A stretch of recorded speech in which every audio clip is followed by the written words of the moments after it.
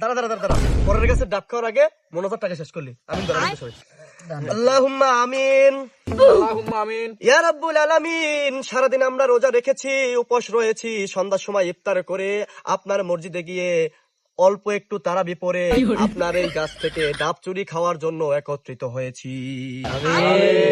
হে রব্বুল আলামিন, অনেকেই বলবে আমরা চোর, কিন্তু আমরা তো চোর না। কেন সেটা আমরা এখন প্রমাণ করে দিচ্ছি। এই দুনিয়ার মালিক কে? আল্লাহ। গোটা পৃথিবীর মালিক যদি আল্লাহ হয়, এই ডাব গাছের মালিক কে? আল্লাহ। হে মহান রব্বুল আলামিন, আমরা কারো গাছের ডাব খাই নাই, আমি আপনার গাছের ডাব খাইছি। আপনার কাছে শুকরিয়া তান আদায় করে সকলে বলি আলহামদুলিল্লাহ। আলহামদুলিল্লাহ। আল্লাহ, আমরা কিন্তু আপনার কাছে ডাব খেয়েছি, আপনার কাছে শুকর আদায় করেছি। তারপরও এলাকার কিছু মুরব্বীরা, কিছু মানুষ আমাদেরকে নিয়ে সমালোচনা করবে, আমাদেরকে চোর বলবে। তাদের বিচার আল্লাহ আপনি কাল কিয়ামতের দিন হাসরের ময়দানে আমাদের সামনে করবে। আমিন। আল্লাহ, আমাদের এই ডাব খাওয়ার এই মোনাজাতকে কবুল ও মঞ্জুর করে নিন।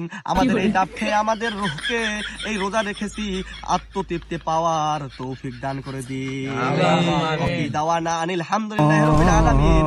ডাব খাবার জন্য উৎসর্গ করা হোক। আমিন।